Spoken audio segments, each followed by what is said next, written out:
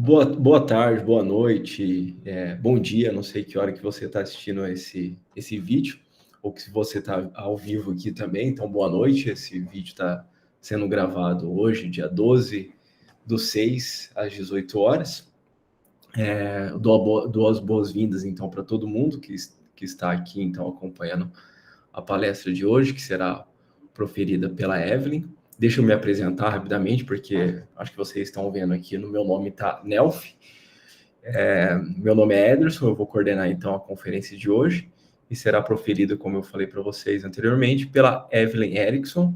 O título da conferência é Anti-Excepcionalismo, um título bem criativo, me chamou bastante atenção, pelo menos, estou bem curioso aí para ver então essa proposta anti-excepcionalista. E antes de passar a palavra para Evelyn, deixa eu fazer uma breve apresentação, então, da nossa conferencista de hoje. A Evelyn é bacharel, mestre e doutora em filosofia pela Universidade Federal do Rio Grande do Norte. Ela fez um período de sanduíche na Universidade de Bergen sob orientação do Yortler. O Yortler, como eu acho que a maioria sabe, é um dos autores de destaque do antiexcepcionalismo, bem no tema, então, da palestra de hoje.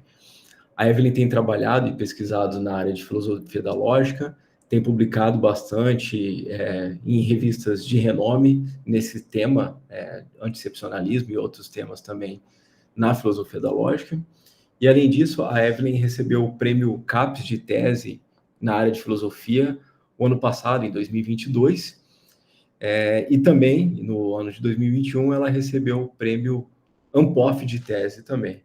Então, eu já dei meus parabéns para a Evelyn, dou novamente meus parabéns por esse feito. E, atualmente, a Evelyn é professora da Universidade Federal do Rio Grande do Norte. E é legal que a Evelyn está sempre muito próximo da gente aqui na UFMA, uma vez que ela integra o grupo de filosofia da lógica que a gente tem aqui, o GFIL. Ela tem participado assiduamente há um tempo já, e é sempre um prazer, uma grande satisfação poder dialogar com a Evelyn. E vai ser muito interessante também agora a gente poder conversar sobre o trabalho que ela está desenvolvendo agora, que vai ser apresentado para a gente com essa proposta anti-excepcionalismo. Então, agradeço novamente a Evelyn por ter aceito o nosso convite e passo a palavra para você, Evelyn. Fica à vontade. Obrigado. Beleza, boa noite. Queria agradecer vocês não só terem me chamado, mas terem me chamado mais de uma vez, e estou muito feliz de finalmente ter aceito. Vocês estão puxando meu pé há 2 anos para eu vir falar aqui com vocês, então finalmente rolou. Estou um pouco fanha, tá? Então desculpa aí se minha voz ficar um pouco ruim. Se eu tiver que parar para só nariz, etc, eu estou meio gripada. Mas vamos lá. Eu aceitei apresentar aqui para vocês hoje porque eu acho que finalmente eu elaborei uma coisa um pouquinho diferente do que eu estava trabalhando na minha tese, então acho que é algo novo e interessante para compartilhar. Ainda é, né, um trabalho em progresso, então não está terminado, vocês vão ver a estrutura da apresentação está um pouco estranha, mas eu queria, né, como você falou, a parte mais interessante é discussão mesmo. Então, vamos lá. Eu tentei não reutilizar muito dos slides que eu apresentei para vocês na última vez, tá? Então, espero que ainda assim seja interessante mesmo para alguns de vocês que já viram partes aqui da apresentação. Tá, o título é Anti-Excepcionalismo. Vou falar mais ou menos o que é o excepcionalismo, o que é anti-excepcionalismo e o que é anti-excepcionalismo. Tá? Vou chegar aí no final nesse tópico. O plano da apresentação é esse, tá? Eu vou começar pelo começo, depois eu vou para o fim, depois eu vou para o meio, certo? Por que eu organizei a palestra dessa forma? Porque eu mais ou menos já sei onde é que eu quero chegar com o que eu vou falar aqui. Tá? E a parte do meio é o que ainda precisa ser preenchido, digamos assim. Para quem é da filosofia analítica, reconhece que essa estrutura é comum, né, para a gente que trabalha nessa vertente da filosofia. Tá? Então, o começo é basicamente fundamentar os conceitos que a gente vai trabalhar aqui. Tentei fazer uma palestra um pouco mais leiga do que, né, gente da filosofia da lógica. Tá? Então, vamos ver se eu tive sucesso. Fim, basicamente, é o objetivo que eu quero chegar, que é mais ou menos onde eu estava na minha tese. Mas, ao mesmo tempo, eu acho que algumas coisas que eu falei não foram tão boas, então vamos tentar chegar nesse canto de uma forma diferente. Tá, o começo.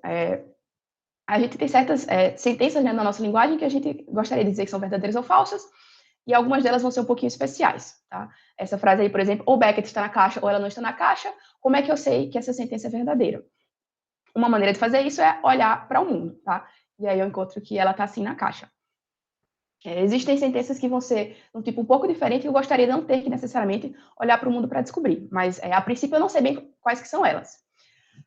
Outra estrutura que eu tenho na minha linguagem pode ser essa. Se quimera é uma gata, então ela está numa caixa. Quimera é, de fato, uma gata.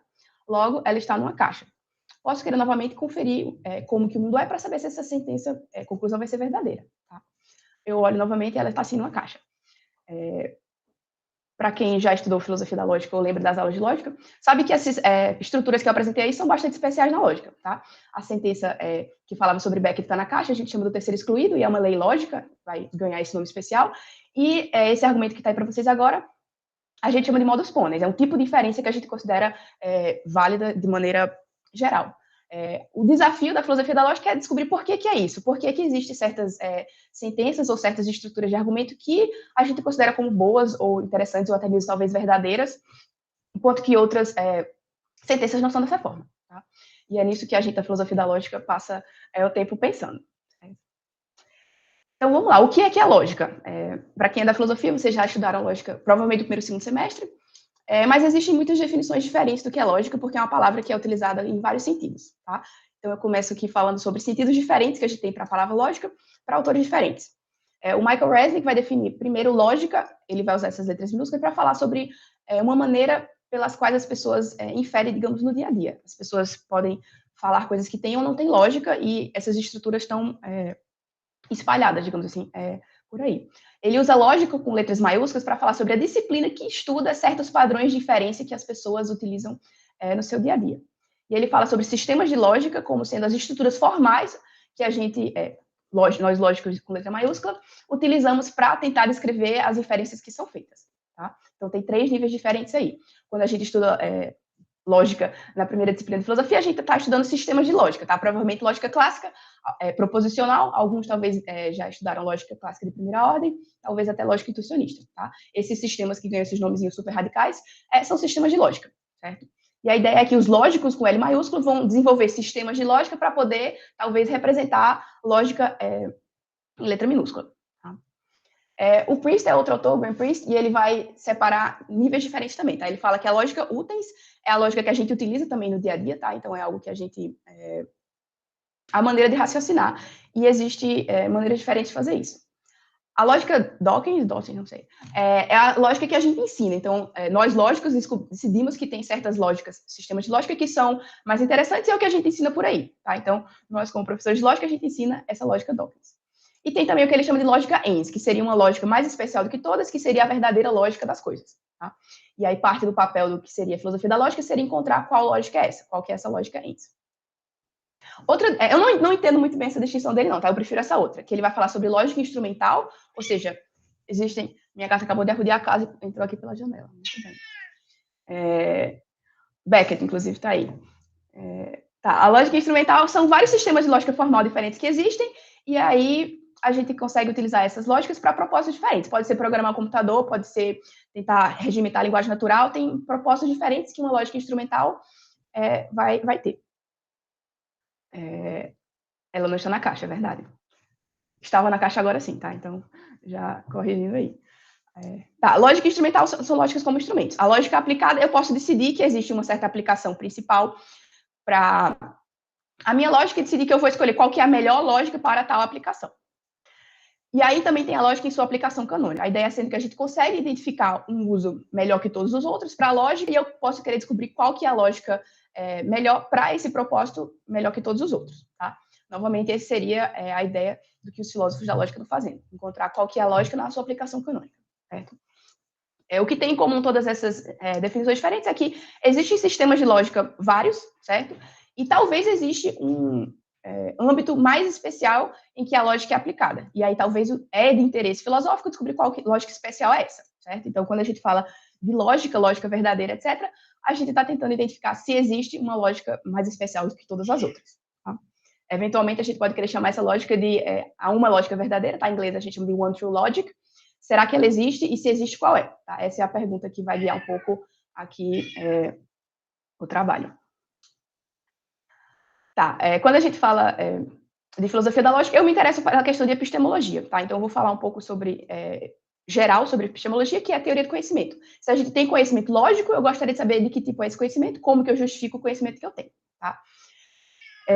Marco Silva apresenta a questão de uma maneira que eu achei muito interessante, que é através do trilema de Agripa. Tá? Existem 3 maneiras, basicamente, de tentar justificar que alguma certa coisa é verdadeira. Eu posso tentar justificar de maneira circular, posso regredir ao infinito, ou eu posso depender do dogmatismo. Vou explicar cada um desses tipos. Circularidade, eu tenho uma sentença que é verdadeira e eu pergunto por que essa sentença é verdadeira e eu dou uma justificativa para essa segunda sentença. Mas se eu pergunto por que essa segunda sentença é verdadeira, eu justifico através da primeira. Tá? Então, se eu pergunto por que eu sei que hoje é segunda-feira, eu posso falar que é porque ontem foi domingo. E aí, como é que eu sei que ontem foi domingo? Eu posso falar porque hoje é segunda-feira. Certo? Eu entro aí num ciclo de justificação.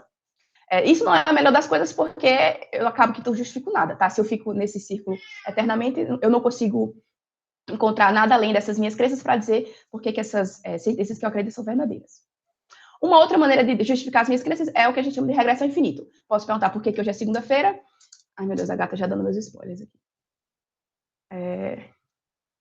Tá, por que hoje é segunda-feira? Porque ontem foi domingo. Como é que eu sei que ontem foi domingo? Porque antes de ontem foi sábado. Como é que eu sei que antes de ontem foi sábado? Porque antes de ontem foi sexta. Eu posso fazer isso até o infinito, ou talvez eu decido que Deus criou o dia numa segunda-feira e aí eu descubro isso justifica todas as outras coisas. Tá? Que é a opção dogmatista. Se eu consigo encontrar uma certa crença que eu sei que é verdade, e essa crença consegue parar esse regresso ao infinito, eu me torno dogmático. Tá? Porque eu encontrei uma crença que não tem justificação, mas ela justifica todas as outras, certo? Então, basicamente, tem essas 3 opções para justificar por que você acredita que uma certa sentença é verdadeira. Os céticos vão dizer que nenhuma dessas 3 opções são muito boas, tá? Então, para eles não tem conhecimento, porque essas 3 opções são péssimas, certo? No geral, a resposta que a epistemologia tem dado, na sua versão da filosofia moderna, é uma versão do dogmatismo, tá? O racionalismo de Descartes e o empirismo de Hume vão tentar parar esse regresso ao infinito, falando que a gente tem sim certo conhecimento do mundo. Na lógica, a gente faz isso também. Certo? E essas visões dogmáticas é o que a gente vai chamar de excepcionalismo. Tá, então vamos lá. Assumindo que a gente sabe quais que seriam essas leis lógicas, por exemplo, ou a gata está na caixa ou a gata não está na caixa, e essa estrutura serve para qualquer sentença que eu colocar, tá? Não precisa ser gata, não precisa ser caixa, mas eu tenho que uma sentença, ou ela é verdadeira ou ela é falsa, eu tenho estruturas como aquela do modus ponens. Tá? Assumindo que eu sei que tem um conjunto de certas leis especiais, vou chamar de leis lógicas, como é que eu sei que elas são verdadeiras? Tá? O que é que vai justificar essas leis lógicas? Eu quero também saber se existe uma lógica verdadeira, tá? Existe um conjunto especial de leis lógicas que é melhor do que todos os outros. Essa teoria eu consigo escolher de alguma maneira livre ou essa lógica ela é meio que imposta a mim por algum parâmetro exterior? E posso querer também saber se eu posso revisar essa teoria, tá? Eu posso achar que a teoria lógica não é mais muito boa e mudar de ideia. Eu consigo fazer isso? São todas perguntas que uma filosofia da lógica ou epistemologia da lógica vai tentar responder, certo? Tem aí 2 versões tradicionais aqui na filosofia, a versão do fundamentalismo e, eventualmente, o naturalismo e o holismo. Tá? Uma resposta para o que é que justifica as leis da lógica é falar que a lógica é a priori. Tá? Existe alguma certa estrutura lógica, talvez na minha mente ou no mundo, que vai impor essas leis lógicas para a gente. Tá? Então, é algo que não requer que eu olhe para o mundo para saber como que as coisas são. Tá? Não preciso olhar na caixa para ver se a gata está na caixa. Outra resposta é dizer que a lógica é analítica. Tá? Então, o significado das leis lógicas, elas são meio que autoexplicativas e eu consigo separar certas estruturas da minha linguagem e eu posso falar que essas são as leis lógicas e por isso que eu justifico que as leis lógicas são tais quais elas são. Tá? Essas 2 versões é o que a gente chama de excepcionalismo hoje em dia. Tá? Vai ser uma visão que vai ser rejeitada mais ou menos depois que Quine apresentou várias críticas, não só Quine, tá? Outros filósofos também do século passado, vão apresentar críticas a tanto a distinção a priori e a posteriori, quanto a distinção analítico-sintético. Hoje em dia a gente rejeita o fundamentalismo tanto na epistemologia mais amplamente, mas especificamente na filosofia da lógica também. Tá? E aí surge uma terceira opção, que é naturalismo ou holismo quiniano. Tá? Tem também 2 versões, tá? Uma versão vai falar que a lógica é descritiva. Então, para quem lembra, Quine propõe que nosso conhecimento está disposto numa teia de crenças, tipo uma teia de aranha, e no centro eu tenho certas proposições que vão ser mais amplamente aceitas, e ao redor eu tenho outras crenças que vão entrar em contato com o mundo real, e eu consigo ajustar as sentenças que eu acredito que são verdadeiras e falsas, através tanto da experiência, mas eventualmente eu consigo revisar o centro dessa minha teia de crenças também. A lógica vai estar no centro dessa teia, então ela não interage diretamente com o mundo, tá? Mas eu ainda assim consigo possivelmente revisar sim a minha teoria. Outra versão do holismo quiniano vai falar que a lógica é normativa. tá? Vou falar um pouquinho mais sobre a normatividade da lógica no final, mas a ideia da interpretação é que a lógica não é uma descrição sobre estruturas do mundo, digamos assim, mas são as regras que permitem que a gente troque de ideia e troque uma coisa em prol da outra na teia de crenças. Tá? Então, a lógica não estaria no centro da teia de crenças, mas a lógica é a estrutura, digamos assim, da teia de crenças. Certo? Essa visão é menos popular, digamos assim, do que a visão descritivista. Tá? Vamos lá. O que é o anti-excepcionalismo? O anti-excepcionalismo, basicamente, vai rejeitar aquela versão fundacionalista que eu falei e vai aceitar também alguns dogmas do naturalismo e vai mudar algumas crenças também. Tá? Então, seguindo um pedigree quainiano, os anti-excepcionalistas aceitam que a lógica é descritiva, certo? Existe uma realidade independente da mente e linguagem que a lógica está tentando descrever, tá? Tem alguma estrutura ou alguma coisa que a lógica está tentando descrever através das leis lógicas. Existe também um holismo de justificação, tá? Então, eu posso utilizar evidências empíricas para, eventualmente, revisar a minha lógica. Eu consigo fazer isso. Não necessariamente a evidência tem que ser totalmente a priori, através de intuições desse tipo, tá? Fugindo um pouco do que Quine falou, não existe mais essa ideia da teia de crenças, certo? Eu não tem maneiras diferentes de editar essa teia de crenças. E a analogia da ciência com a lógica vai ser um pouco mais forte, tá? Não vai ser o método de revisão de teorias, que não vai mais ser o que Quine propunha, porque Quine propunha que existem maneiras diferentes da gente ajustar o nosso sistema de crenças através de certas evidências, certo? Então, mesmo que a minha teia de crenças e a sua seja igual, a gente encontre uma nova evidência no mundo, eu posso revisar minha teia de crenças de maneira diferente do que você, certo? De acordo com os anti-excepcionalistas, não seria mais assim, tá? Se a gente revisa a nossa teia de maneira diferente, algum de nós está errado. E aí tem duas versões mais populares do anti-excepcionalismo, tá? Alguns vão adotar o que eles chamam de abdutivismo lógico, vou falar um pouquinho mais sobre isso, ou então preditivismo lógico, tá? Não vou falar tanto sobre essa visão do preditivismo, embora eu também acho que não é muito boa, eu vou focar na versão do abdutivismo lógico como representativa do anti-excepcionalismo, certo? Vou falar, talvez, se eu lembrar, num slide que fala um pouco mais sobre preditivismo lógico. Certo?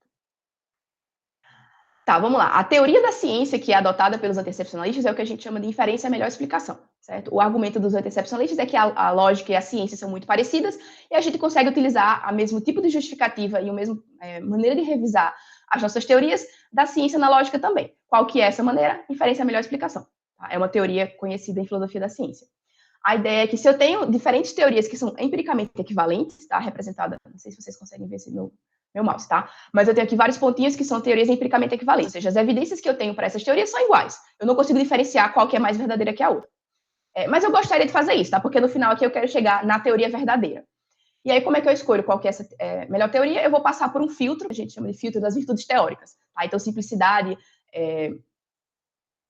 uma maneira de evitar certos postulados que a gente chama de ad hoc, eu posso querer uma teoria que é mais forte do que outras, que unifica melhor outras teorias que eu gosto também, tá? Eu consigo selecionar virtudes teóricas e eu falo que, eventualmente, tem uma que vai ser a melhor das teorias que eu considerei, certo? E essa vai ser a teoria verdadeira, tá? Então, tem alguns pressupostos ontológicos por trás aqui dessa visão, tá? A ideia é que as teorias científicas buscam a verdade, e a verdade aqui está com V maiúsculo, porque é a verdade verdadeira, tá? E que a explicação é um guia para a verdade, certo? Então, se eu consigo selecionar a melhor explicação, essa melhor explicação vai ser provavelmente a explicação verdadeira. Claro que eu consigo incorporar novas evidências nesse esquema e eu posso revisar, sim, minhas teorias. Mas a ideia é que sempre que eu reviso a minha teoria, eu estou mais perto da teoria verdadeira. Tá? Tem certas restrições também, tá? Eu posso não ter considerado a teoria verdadeira no começo, mas eu estou progredindo em direção a essa verdade, certo?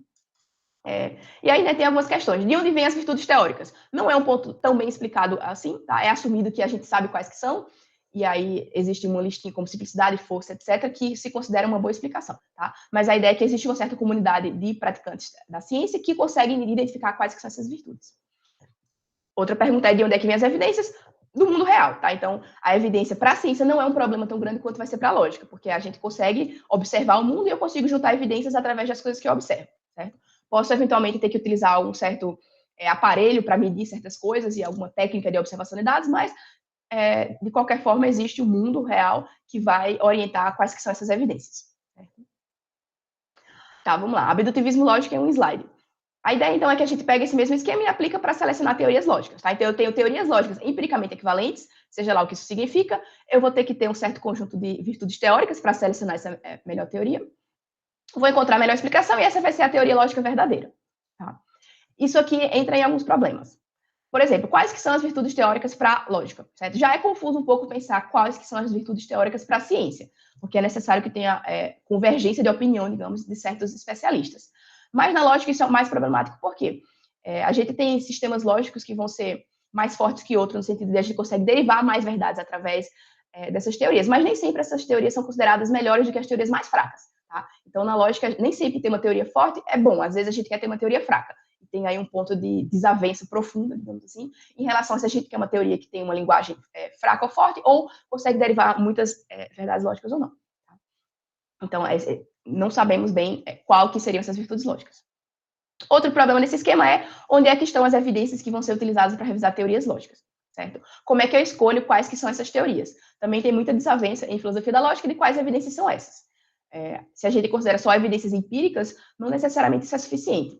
A gente acaba tendo também que considerar como evidências certas inferências que as pessoas falam no dia a dia, então existem evidências que vão ser observáveis e se encaixam no esquema de justificação das ciências, mas eu posso também querer ter evidências sobre como as pessoas falam, ou então evidências sobre a estrutura de certa linguagem, e aí fica confuso quais que vão ser as evidências que a gente escolhe, porque se eu escolher um certo conjunto de evidências, eu não necessariamente tenho duas teorias que vão ser empiricamente equivalentes.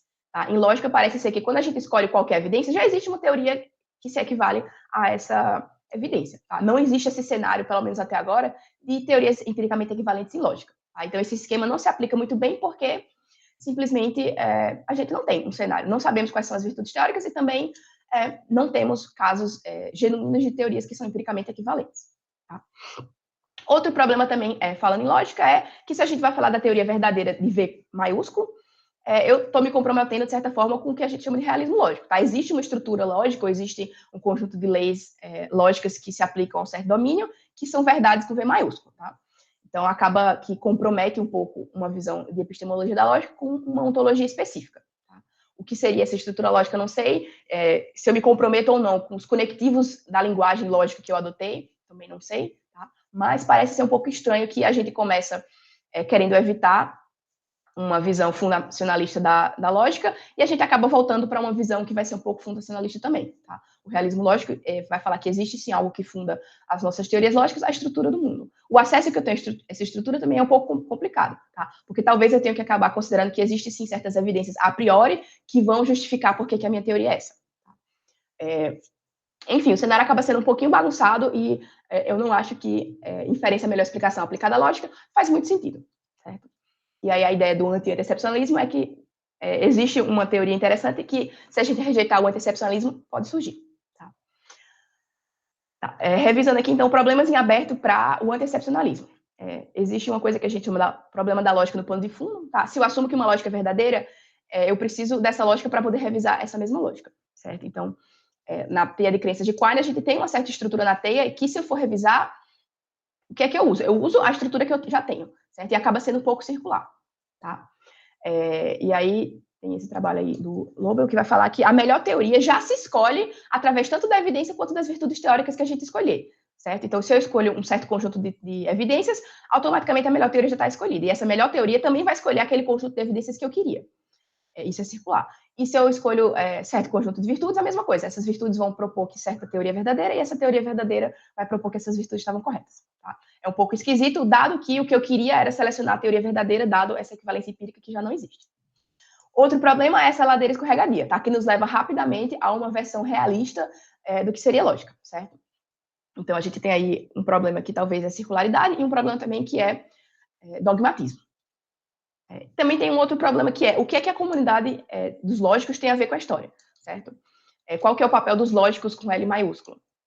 Se tem uma teoria verdadeira, tem muita gente que vai estar muito errada nessa história, tá? Porque desavenças em filosofia da lógica existem muitas, certo? Então, se eu vou falar que tem uma teoria que é a teoria verdadeira, eu tenho que falar que tem muita gente muito errada na história que simplesmente não sabe o que está falando. Tá? Uma visão um pouco esquisita de se falar de uma comunidade de pessoas que são treinadas para utilizar lógica de maneira ultra-racional, certo? E a pergunta fica, o que é que essas pessoas que discordam da teoria verdadeira estão fazendo? Tá? Fica uma questão um pouco estranha. Se a gente tem teorias diferentes na ciência, a gente pode sim ter certos desacordos, porque eu consigo decidir que existem certas teorias que são empiricamente equivalentes, mas eu posso escolher elas de forma diferente. Tá? Esse problema é particularmente profundo na lógica, porque a gente não sabe bem qual que é essa evidência, nem como que a gente escolhe essa teoria, porque não sabemos as estudos teóricas, tá? Então, o papel que a comunidade científica tem na revisão de teorias científicas não se aplica muito bem a como que estão as coisas na lógica, tá? Então, fica aí esses 3 problemas que não são fáceis de solucionar, tá? São todas questões em aberto, e aí a gente pode querer achar que o anti-excepcionalismo é uma teoria um pouco esquisita, tá? Pausa para beber um gole d'água. Não era pausa programada, tá? É só para eu lembrar de fazer isso mesmo.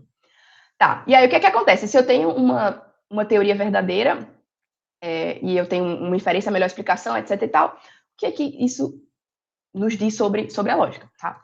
Basicamente, a ideia é que a validade lógica está em um lugar por aí, certo? Não sei exatamente aonde, talvez na estrutura do mundo todo.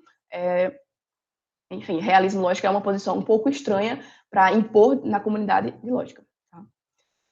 E aí a ideia é que se a gente confia nesse processo, você tem que confiar que existe uma teoria que vai ser a teoria verdadeira e acreditar nisso mesmo. Tá? Não acho que esse processo todo está muito bem justificado. Certo? Então, a ideia de apresentar o anti-excepcionalismo é que se a gente aceita esses pressupostos que os anti-excepcionalistas aceitam, acaba levando a um canto esquisito, certo? Como uma versão de redução ao absurdo, quero evitar essa situação aqui, tá? Então, se a gente voltar um pouquinho atrás, a gente consegue aceitar alguns pressupostos anti-excepcionalistas, mas não outros, e talvez formular uma versão um pouquinho melhor do que seria a justificação das leis lógicas, tá? Vou agora apresentar o fim, que é aonde que eu quero chegar com isso, certo? A ideia dessa alternativa é que o fundacionalismo está assim errado, tá? Os anti-excepcionalistas estão corretos em relação a isso. Eu não quero que a lógica seja a priori, também não quero que a lógica seja analítica. Tá? Eu também quero conceder que existe sim um método de revisão de teorias, ou seja, eu posso propor que uma teoria lógica é verdadeira, depois decidir que ela não é mais verdadeira e trocar de ideia. Tá? Eu quero permitir que as teorias possam mudar ao longo do tempo. Esse método de revisão de teoria só não é inferência melhor explicação. Tá? Foi nesse ponto aqui, nessa escolha teórica, que os anti-excepcionalistas erraram. Certo? Existe uma outra versão de revisão de teorias que eu vou propor aqui, não originalmente, tá? Vou propor só porque eu acho que é melhor que essa aqui mesmo. Que eu acho que funciona melhor, certo? Esse método se chama equilíbrio reflexivo, certo? É um método que é emprestado um pouco de teorias éticas, tá? Acho que o Rawls vai apresentar equilíbrio reflexivo como sendo a metodologia para revisar nossos julgamentos morais. Eu não sei se o Nelson Goodman apresentou isso como parte da maneira de revisar lógicas antes ou depois, tá? Não cheguei tão fundo nessa minha pesquisa, por isso que esse é o fim, a gente ainda tem que trabalhar no meio. Mas a ideia é que eu tenho... eu escolho uma certa teoria e... Como é que eu escolho a teoria? Tá? Existe uma certa evidência, essa evidência vai determinar qual que é a teoria verdadeira. Como é que eu escolho essa evidência? Também é determinado pela teoria, tá? Parece que tem algo circular, certo? Então, eu tenho uma teoria que escolhe certa evidência, eu tenho certa evidência que escolhe certa teoria. É circular? A ideia aqui é que não seria, tá? Porque eu consigo adicionar ou remover certos pressupostos teóricos e certos pontos de evidência ao longo do meu processo de revisão, certo? Então, eu não preciso só aceitar evidências acumulativamente, eu posso também decidir que eu rejeito certas evidências se a minha teoria me permite fazer isso. Tá? Então, o processo aqui é um pouquinho mais complicado do que simplesmente eu junto certas teorias que são empiricamente justificadas e aí eu escolho a melhor teoria. Se eu recebo mais evidências, eu escolho uma nova teoria, que era o processo de inferência melhor explicação, certo? Que foi pensado como método para discutir as ciências empíricas mesmo, certo? Eu consigo acumular evidências empíricas e aí eu consigo simplesmente progredir em direção à verdade. Como as evidências ilógicas são um pouquinho mais complicadas, porque elas também são linguísticas, também envolvem certas intuições que a gente tem, a gente precisa de uma maneira de escolher evidências um pouquinho mais complicada também, tá? E a pergunta, existe certo comprometimento metafísico? Eu acho que não, tá? Então, espero convencer vocês até o final da apresentação que não existe um custo metafísico muito alto da gente adotar o equilíbrio reflexivo como sendo a metodologia para revisar as nossas teorias, tá? Não sou obrigada a escolher uma metafísica em detrimento de outra. Tá, qual é a ideia geral do equilíbrio reflexivo? Eu tenho um certo julgamento de valor e eu tenho uma certa lei geral, tá? E aí a ideia é que a minha lei geral deveria escolher, considerar que os meus julgamentos de valor são adequados e se eu juntar os meus julgamentos de valor, eu deveria ter que todos eles se adequam à lei geral, tá? Por exemplo, se eu tenho uma lei geral que fala não matarás, mas eu encontro alguma certa situação específica em que eu acho que alguém merece uma punição tão severa, eu posso ter que revisar a minha lei geral ou eu posso ter que dizer não, realmente eu vou manter a minha lei geral tal qual ela é e recusar essa intuição que surgiu a partir dessa situação, certo? Então, quando a gente encontra novas evidências, tá? A evidência aqui seria o julgamento de valor e a lei geral seria a minha teoria. Eu posso ter que rejeitar certas evidências e me manter, considerar que a minha teoria é boa, ou eu posso dizer que a minha teoria é ruim e querer rever a minha evidência. Tá? Tá, a partir de agora vai ficar um pouco esquisito, tá? Vou tentar apresentar um slide para vocês. Tem muita setinha, eu espero ter acertado a direção de todas as setas, mas vamos lá. Qual que é a ideia, então, do equilíbrio reflexivo? Eu começo com um certo conjunto aqui de evidências, certo? Eu não sei se fica meio marcado aí no... Fica. Tá. Eu começo com um certo conjunto de evidências, tá? Coisas que eu considero que são verdadeiras no mundo. Eu posso querer generalizar isso e formular uma certa teoria, tá? Beleza. O que acontece, então? Idealmente, essa minha teoria selecionaria exatamente a mesma evidência que eu já tinha como sendo considerada verdadeira de acordo com a minha teoria. Tá? Se isso acontece, eu entro nesse ciclo aqui. Tá? A minha teoria seleciona a evidência, a minha evidência indica que essa teoria é a teoria verdadeira. Tá? E nesse estado aqui, eu estou no equilíbrio reflexivo. Reflexivo no sentido de que eu refleti a respeito disso. Tá? Foi algo pensado. O que pode acontecer ao longo do tempo? Eventualmente, eu posso encontrar uma outra teoria que vai ser melhor, e aí eu posso ter que rever a minha evidência.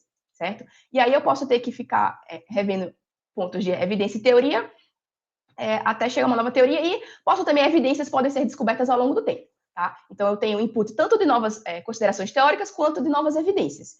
E aí, esse esquema de revisão, eventualmente, vai chegar novamente ao novo equilíbrio reflexivo aqui no final. Tá? E esse processo vai ocorrer ao longo do tempo. Quando eu chego no ponto de equilíbrio reflexivo, é quando eu estou satisfeita de que a minha teoria é boa. Tá? Mas eu não me comprometo com essa teoria verdadeira com V maiúsculo para todo sempre. Tá? Porque eu considero que é possível que eu encontre novas evidências que vão levar a eu revisar minha teoria, certo? Então, os momentos de revisão de teoria, às vezes, acontecem quando tem uma evidência como essa aqui, que determina que sim, eu tenho que trocar a minha teoria, tá? E aí eu escolho essa teoria como a teoria verdadeira, e essa teoria me fala que essa evidência aqui é a evidência que eu deveria considerar, não essa outra, tá? Então, eu posso ter que trocar pontos de evidência ou pontos de teoria. Um exemplo aqui, eu não sei se o exemplo tá verídico, tá? Porque eu fui conferir com minha mãe, eu acho que a história não era bem assim. Mas, quando eu era pequena, minha mãe considerava a lei geral que ela ama amendoim, tá? A lei geral ama amendoim. Eventualmente, ela descobriu, e ela também amava sonho de valsa, tá? Eventualmente, ela descobriu que sonho de valsa tinha amendoim. E aí, o que é que poderia acontecer? Não, pera, tô lembrando a história errada. Ela não gostava de amendoim. Mas, enfim, eventualmente, ela parou de comer sonho de valsa porque ela decidiu que não se encaixava mais com o que ela considerava como adequado, tá? Nesses casos, assim, podem acontecer alguns ajustes um pouco esquisitos, tá? A gente pode escolher que é falso, que sonho de valsa tem amendoim, tá? Eu posso rejeitar a nova evidência que foi apresentada. Isso, às vezes, quando a gente considera em casos como a ciência, vai ser um pouco esquisito, tá? Mas a ideia é que, quando eu descubro novas coisas sobre o mundo, eu posso querer rever as leis gerais que eu considerava como sendo válidas, tá? Isso acontece o tempo todo. Eu posso decidir que agora eu amo sonho de valsa, eu não gosto de valsa, e posso mudar minha lei geral, tá? Eu permito que gostar de amendoim ou não gostar de amendoim, dependendo das coisas que eu descubro sobre o mundo. Certo? Então, esse esquema de revisão de teorias, a gente meio que faz no dia a dia também, tá? Não precisa ser algo muito de outro nível teórico, não. Tá? A gente pode fazer isso em relação aos nossos julgamentos morais, como é o esquema que a gente apresenta quando fala do equilíbrio reflexivo em teorias éticas, e a proposta é que a gente consegue fazer isso também em relação às nossas teorias lógicas. E também, como eu vou falar daqui a pouco, talvez esse também é o esquema que a gente aplica quando vai revisar teorias científicas. Tá? Então, talvez esse esquema de revisão funciona bem para todos esses aspectos. Tá, então qual que é a ideia aqui? A ideia é que eu tenho certos julgamentos lógicos, que vão ser minhas evidências, e eu tenho uma lei geral que eu considero como sendo uma boa lei geral da lógica. Tá? Se essas coisas concordam, então eu estou satisfeita, eu estou no equilíbrio reflexivo. Pode ser que eu eventualmente decida que eu não concordo mais com uma certa evidência, tá? Então, posso considerar que a lei do terceiro excluído é uma ótima lei, maravilhosa, tá? Lógica clássica é a minha melhor teoria de todos os tempos. Eventualmente, se alguém me apresenta um paradoxo ou algo do tipo, eu posso decidir que talvez o terceiro excluído é uma evidência que deve ser rejeitada. Tá? Rejeito essa evidência e fico com uma nova teoria que não seleciona essa evidência lógica como sendo parte do que essa teoria tenta acomodar, certo? Eu posso rejeitar certos julgamentos lógicos, posso mudar de ideia em relação a isso, certo? E aí a ideia aqui é que a gente consegue revisar as nossas teorias lógicas dessa forma, aceitando ou rejeitando certas teorias. E certas evidências também, tá? O processo acontece de duas maneiras diferentes. E não só aceitar novas evidências, novas evidências, novas evidências, e revisar a teoria sempre nessa direção. A ideia, então, quando a gente vai falar de equilíbrio reflexivo e lógica, é que a gente tenta colocar a teoria e as evidências em equilíbrio. Isso é, balancear as inferências lógicas que a minha teoria permite e a evidência que precisa ser acomodada. Tá? Que pode ser evidência linguística, pode ser intuições, pode ser pedaços de teorias científicas, pode ser matemática também. Tá? Em etapas sucessivas de ajuste, certo? Então, o problema de inferência melhor explicação é que assumia que a gente tinha tudo isso arrumado no começo, tá? Tem um conjunto de evidências, seleciona a melhor teoria. Mas não funciona bem assim, tá? Porque a gente tem que considerar isso passo a passo. E, eventualmente, eu posso mudar de ideia em relação às coisas que antes eu considerava como sendo verdadeiras, tá? Já existe uma versão disso rolando por aí, tá? Então, autodeclarados. O Nelson Goodman, nesse livro Fact, Fiction and Forecast, ele vai propor algo parecido com isso, como uma maneira de revisar teorias lógicas e teorias da ciência também. Não li ainda esse livro, tá? Tá na lista de coisas para ler, então fica aí só como promessa mesmo.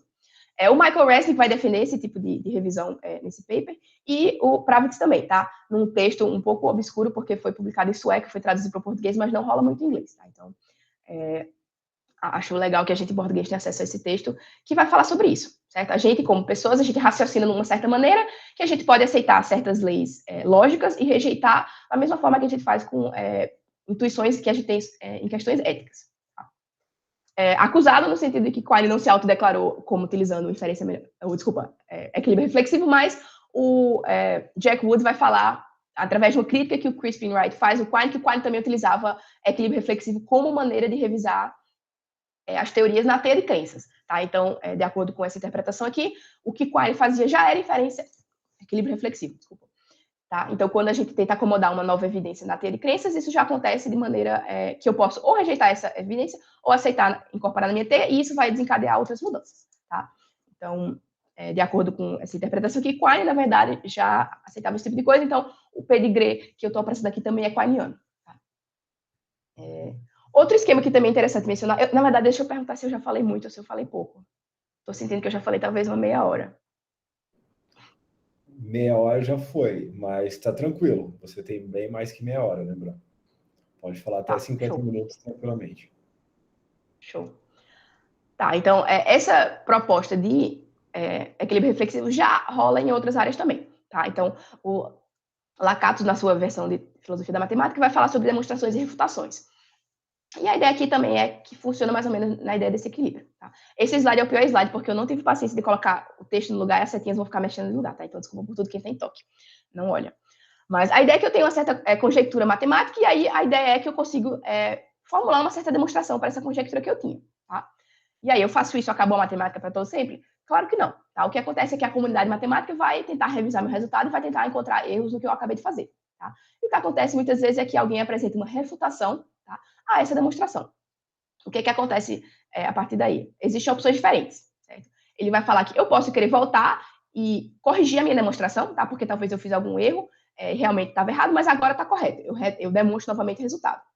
Talvez essa refutação, essa demonstração era uma boa demonstração, mas não para o teorema que eu tentei formular no começo. Tá? Então, me leva a uma nova conjectura para a qual eu já talvez tenha uma demonstração. Certo? Então, talvez o que eu errei foi que eu demonstrei uma coisa, mas para o enunciado errado. E aí a ideia é que a partir disso eu posso ter outra conjectura.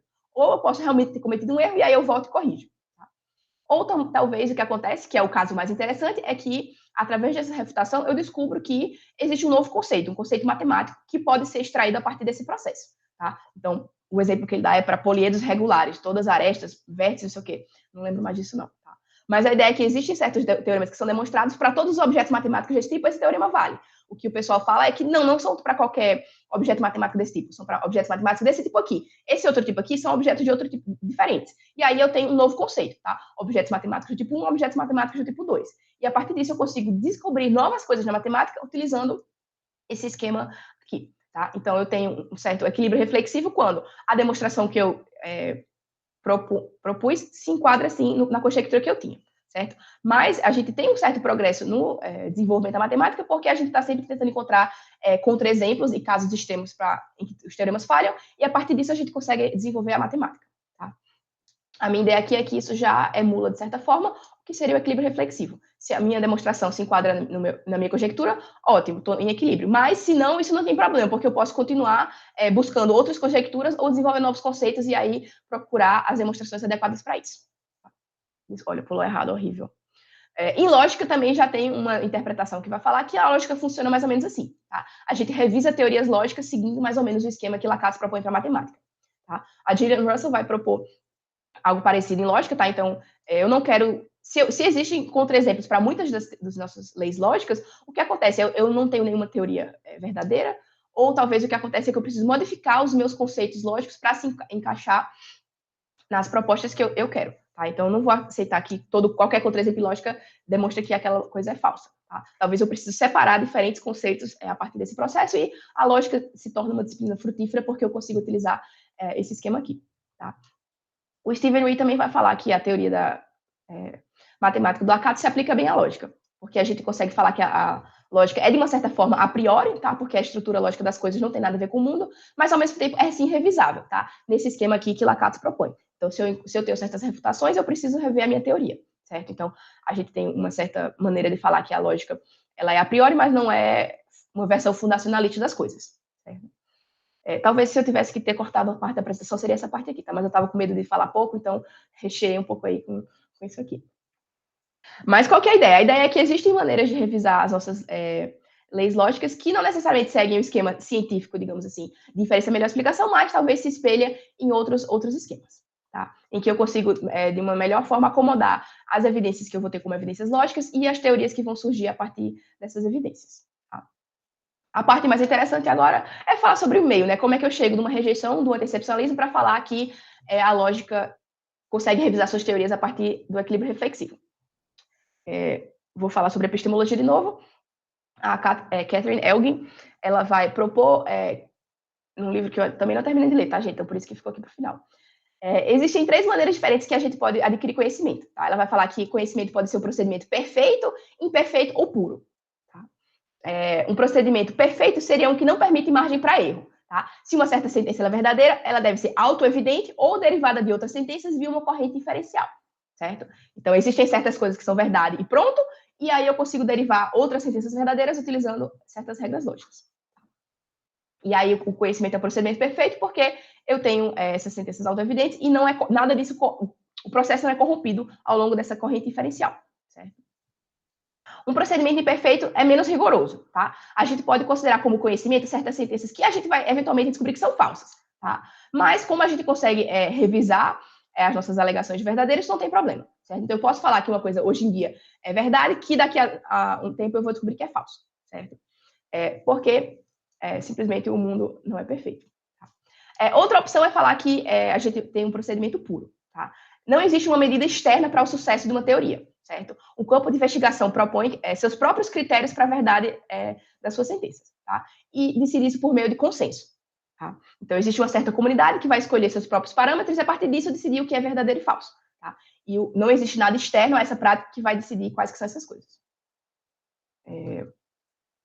Tá? O que é conhecimento como procedimento perfeito? A gente chega ao fundacionalismo, tá? Existem certas sentenças que são verdadeiras e pronto, e a gente consegue derivar outras coisas a partir disso, certo? Como eu já falei aqui, essa visão geralmente é rejeitada, a Catherine Elgin rejeita, os anteceptores rejeitam e eu rejeito também, tá? Então, a gente vai ter que lógica não é um procedimento perfeito.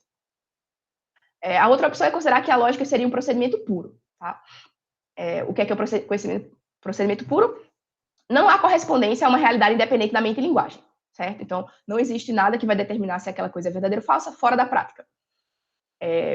O que a gente considera como conhecimento é o que satisfaz os critérios de verdade elaborados por uma certa comunidade. Tá?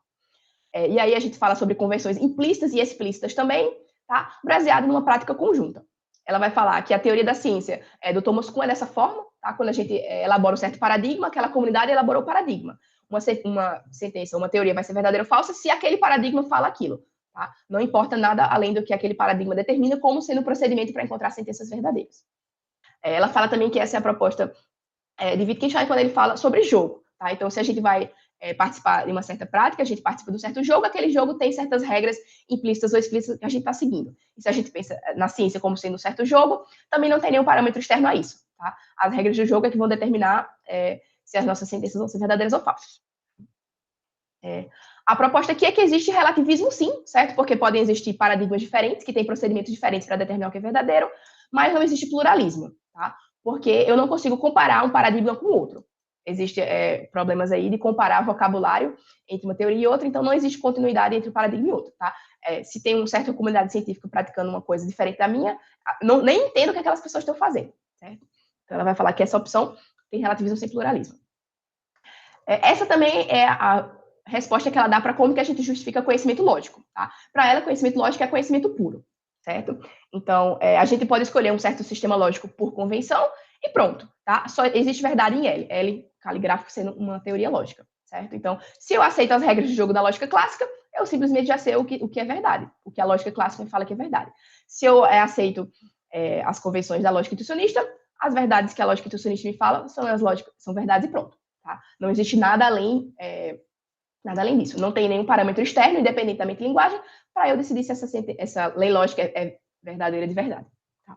Simplesmente, quando eu escolho o sistema lógico, eu já sei as coisas que vão ser verdadeiras. Tá? Nesse processo, ela aceita o que a gente chama de argumento da variância de significado. Tá? Então, se você troca de lógica entre a lógica clássica e a lógica intuicionista, você trocou de vocabulário, você trocou o significado dessas constantes lógicas e tudo isso. Tá? Então, a gente não consegue também comparar diferentes teorias lógicas, porque quando você se compromete com uma lógica, você se compromete com um certo vocabulário, e isso não consegue ser muito bem compreendido por pessoas que aceitam uma lógica diferente. Tá? Não acho que isso é tão interessante. Hoje em dia, a gente já tem casos bacanas para discutir que a gente consegue sim ter desacordos genuínos através em lógicas diferentes, tá? Então eu acho que lógica não seria muito bem um conhecimento puro, mas eu vou falar um pouquinho mais disso lá para o final. Tá? O que seria então lógica como conhecimento puro? O que eu achei interessante falar é que a ideia, então a gente tem uma filosofia baseada na prática, tá? No século passado, as filosofias da ciência fizeram esse reviravolta aí, ou seja, a gente olha para como os cientistas estão praticando ciência para determinar quais que são as teorias científicas que são verdadeiras ou quais que são os procedimentos bons na ciência. Tá? A ideia, então, é que a gente poderia fazer isso também na lógica. Olhar como que os lógicos, com letra maiúscula, praticam lógica e ver que sentido tem nessa história. Tá? Então, por exemplo, a Catarina Dutti Novaes, estou citando o paper dela antigo porque não tive tempo ainda de ler o livro novo dela, tá? Já confessando aí também. A ideia é que as lógicas, tá? O sistema de lógica é um conjunto de ferramentas cognitivas. E aí, se eu decido que eu vou utilizar certa lógica, é porque eu estou utilizando esse sistema de ferramentas. E eu consigo ver que certas comunidades de lógicas se organizam em torno de certas ferramentas. Tá? E essas ferramentas vão determinar o que seria verdadeiro ou falso se eu aceitei esse conjunto de verdades lógicas. Tá? Marco Silva também apresenta uma visão um pouco parecida, tá? Que eu interpreto como falando que lógica é um conhecimento puro também. Tá? Então, a lógica são convenções linguísticas que a gente consegue, né, eventualmente formalizar, mas que existe uma certa comunidade que pratica inferências, tá? Pessoas normais, e a gente consegue descobrir qual que é a lógica que essas pessoas estão utilizando através da prática linguística dessas pessoas. O Benmarty também vai propor utilizar esse tipo de metodologia, tá? Olhar para como que a lógica é praticada, e propõe que a gente consegue utilizar isso como evidência para determinar qual que é a teoria verdadeira. Tá? Não sei se ele tem tanto sucesso. Falei que eu ia falar um pouco mais sobre preditivismo e essa versão do antecedente que ele propõe. Não acho que tem muito sucesso, porque, no que eu entendo do que ele fala, a ideia é que a gente consegue utilizar a prática filosófica para selecionar a teoria verdadeira. Tá? Então, eu acho que ele confunde aí um pouco a lógica como conhecimento puro e a lógica como conhecimento imperfeito. Tá? A ideia seria que a gente consegue sim prestar atenção em como que os lógicos estão praticando lógica, formulando teorias, e isso vai nos dizer alguma coisa sobre uma estrutura independentemente de linguagem. Tá? Eu acho que uma coisa se perde aí nessa mensagem. Mas, enfim, se vocês acharem que eu estou errada, por favor, me digam. E aí entra o problema da normatividade da lógica. Problema entre aspas, porque algumas pessoas vão achar que isso é um problema. Tá? Se a lógica é um conhecimento puro, existem certas práticas implícitas ou explícitas que vão guiar o que seria essa lógica. Então, basicamente, lógica é um conjunto de normas, e isso não seria legal. Tá? O problema é dizer lógica é normativa em relação ao quê? A resposta normal é que lógica é normativa para o pensamento. Tá? Mas isso já foi bastante rejeitado, e nenhuma dessas versões aqui que eu apresentei vão falar que a lógica é normativa para o pensamento, não. Tá? A ideia da Catarina Dutti Novaes é que a lógica é normativa, sim, para uma prática especializada. Então, se você decide que você vai utilizar as ferramentas lógicas para uma certa prática, tem um conjunto de normas implícito aí. E você pode errar ou não em como você usou essas ferramentas. Tá? Para o Marco Silva, eu acho que a lógica seria normativa em relação ao discurso público. Você pode, sim, errar em relação ao que você está falando se você segue regras de inferência que não são consideradas como regras lógicas pela comunidade que você participa. Tá? Então, tem uma maneira de você errar em relação ao que você fala, por isso que a lógica é normativa. E outra versão também é falar que a lógica em si, o sistema lógico, não é normativo. Tá? Eu preciso carregar, digamos, essa teoria formal com o que a gente chama de princípios-ponte. E aí isso é o que vai trazer normatividade à lógica. Não é um sistema lógico em si que é normativo, não. É quando você fala, se você raciocina de maneira diferente do que essa lógica está falando, então você está raciocinando de uma forma errada. Tá? Então, a ideia aqui é que a lógica em si não seria normativa, mas sim juntando com um princípio ponto, que talvez ou não precisa fazer parte do que a gente está chamando aqui de teoria lógica. Tá? É possível que sim. E aí a Catherine Eld vai falar um ponto que é bastante interessante, e eu acho que me ajuda, a falar que, na verdade, todo conhecimento é normativo. Tá? O conhecimento científico, que a gente chama de descritivo, também é normativo. Tá? Em um sentido, talvez não tão comum, mas a ideia é que a gente pode errar em relação ao que eu considero ser verdadeiro e o que eu considero ser falso. Tá? nas ciências. Então, não é um problema a normatividade da lógica, porque todo conhecimento, na verdade, é normativo também. E aí, finalmente, chegando aqui na parte mais interessante, que é o que eu quero discutir, é que a lógica seria um procedimento imperfeito. Tá? E o que é um procedimento perfeito? A gente tem que considerar que os nossos melhores métodos para obter conhecimento podem falhar, certo? A gente precisa abandonar certezas. Quando a gente falava que um procedimento era perfeito, é porque eu tinha sempre certeza em todo o processo de adquirir conhecimento. Agora não tenho certeza das coisas. Tá? Posso falar que as coisas são verdades, sem ter certeza, porque agora me permito revisar as minhas teorias. Tá? Então, em troca, eu preciso conseguir corrigir ou revisar as alegações que eu falo que são verdadeiras ou falsas. Tá? Então, se hoje eu falo que uma coisa é verdadeira, eventualmente posso mudar de ideia e falar que isso é falso, e não tem problema nenhum fazer isso. Ela vai falar também que essa visão se equipara bem à ideia do dualismo. Tá? Então, eu consigo revisar as minhas teorias baseadas em evidências ou teorias de outros campos. Tá? E ela vai propor que, se a gente considera que a ciência, e ela vai argumentar isso, né? A ciência é um procedimento imperfeito, o método correto de revisão de teoria seria o equilíbrio reflexivo. Tá? Não cheguei nessa parte ainda, então por isso que está aqui bem no finalzinho, para eu não acabar falando besteira. Tá? Mas a ideia é que esse método também se aplica ao que a gente considera ciência. Tá? Como é que isso se aplica na lógica? Está aqui meu argumento. A primeira premissa é que o conhecimento lógico pode ser o procedimento perfeito, imperfeito ou puro. Tá? São as três opções que a Catherine Elgin dá para conhecimento. A definição que ela vai dar é que se um procedimento é puro, então o fundacionalismo está certo. Tá? Mas o fundacionalismo está errado. Certo? Um pressuposto anti-excepcionalista. Tá? Esse A é anti-excepcionalismo. E é um pressuposto que a própria Catherine Elgin vai falar também. Tá? Ela também rejeita o fundacionalismo. Da definição dela também, se é um procedimento puro, então não há desacordos genuínos e não existe Eu não consegui traduzir para o português, tá? Fact of the matter seria algo específico, independentemente da linguagem, que vai determinar se as nossas teorias são verdadeiras ou falsas, tá? Então, se é um procedimento puro, não tem desacordos genuínos e não existe esse fact of the matter, tá? Para ela, a lógica é desse tipo sim, certo?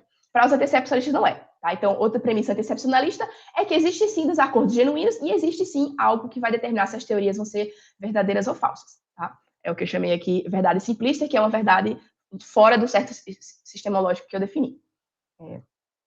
E aí a conclusão é que o conhecimento lógico é um procedimento imperfeito. Tá? Se você aplicar modo Stoller suficiente, você chega aí nessa conclusão.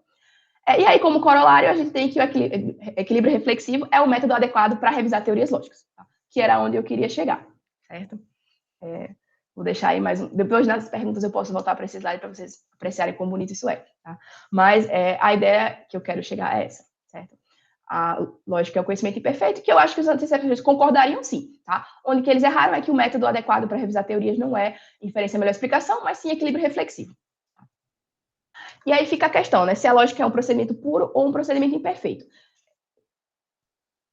Se ele é puro, tá, a gente tem que aceitar que não existem desacordos genuínos. E aí, esse também é um ponto de desavença ou não na lógica. Tá?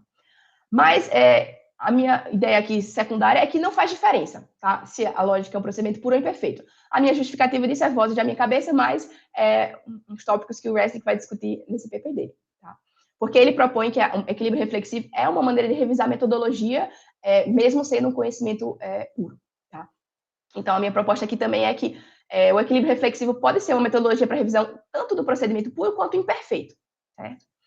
E a ideia é que essa seria uma abordagem neutra, esse é um compromisso com entidades independentes da mente e linguagem, tá? Porque você pode considerar que isso nem existe, e aí a lógica é um procedimento puro, ou que isso existe sim, a lógica é um procedimento perfeito. Mas a metodologia de revisão de lógica seria a mesma.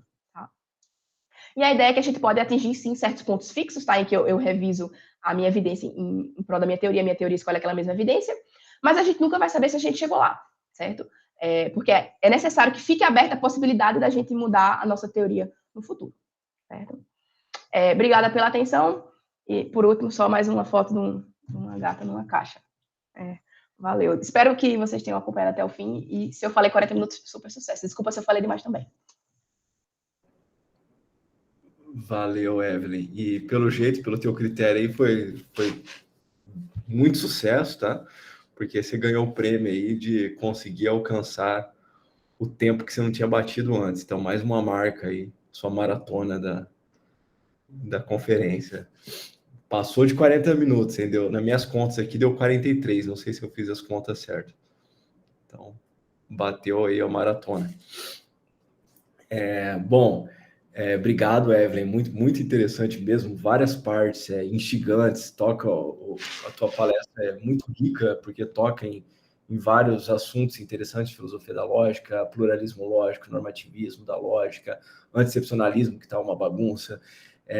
Enfim, não a tua palestra está uma bagunça, tá? O antiexcepcionalismo está uma bagunça, que fique claro.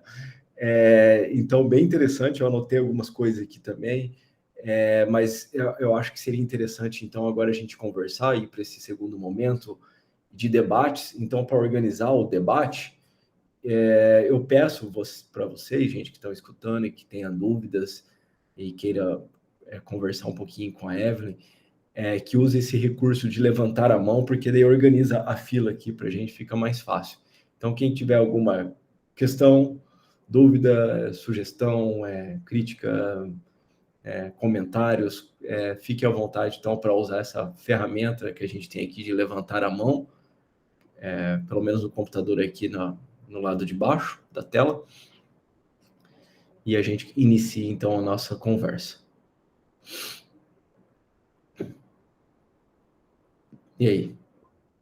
César? Fica à vontade, César. Tá bom.